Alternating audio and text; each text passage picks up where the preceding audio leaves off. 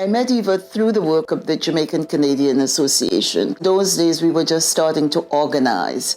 When I came here in 1960, it was ripe for activism. We had no Charter of Rights and Freedom. We had no Human Rights Act office. We had no landlord and tenant.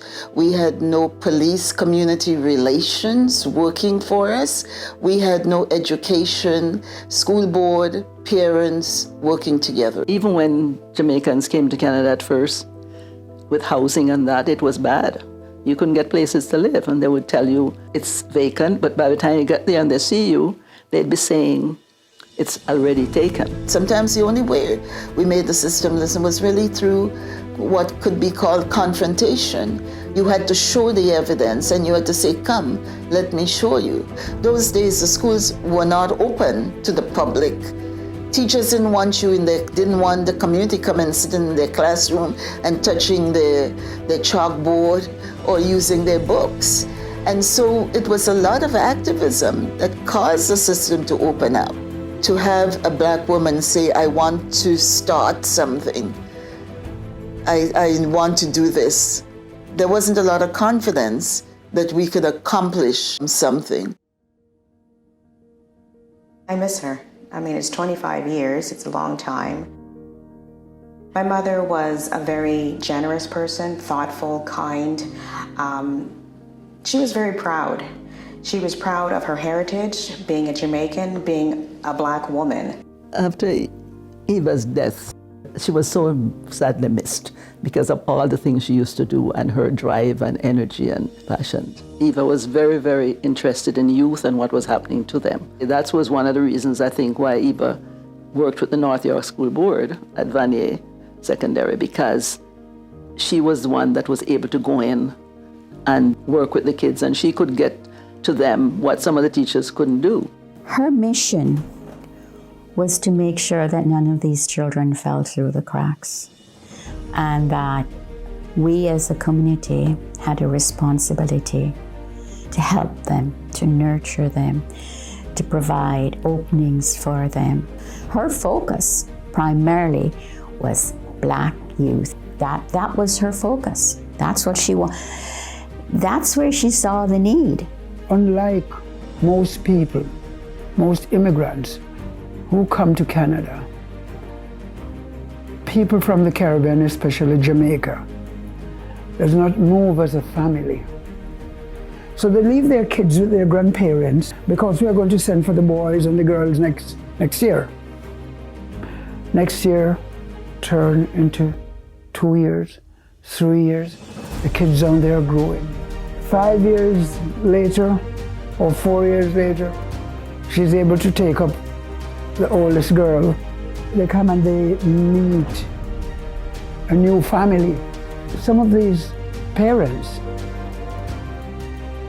did not know how to handle the situation, how to fuse the two families together. And, all hell breaks loose sometimes.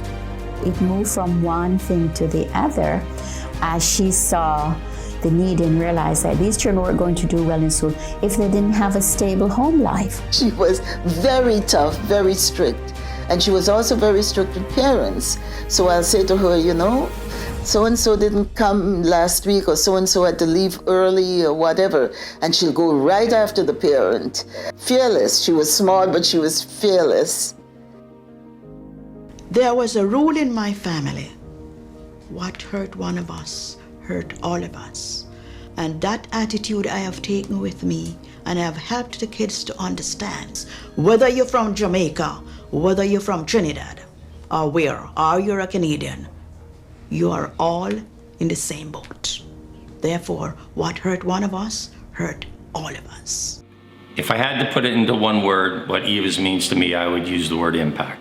The programs that we provide here, including our construction training program, our print shop, our YSEP, and even the other programs that we provide for the youth in the shelters, it really changes lives. Oftentimes it may be immediate, it may take one day, it may take 1 year, but it's happening. If I can help somebody, it doesn't necessarily mean 10, 15 kids. There could be 1 or 2, and that 1 and 2 person, just like her, as a one person, was able to do this. we all know, the legacy of Mama Eva, I call her Mama Eva, and her middle name being Maud, that's my middle name, that's a battle warrior. She fought a good fight.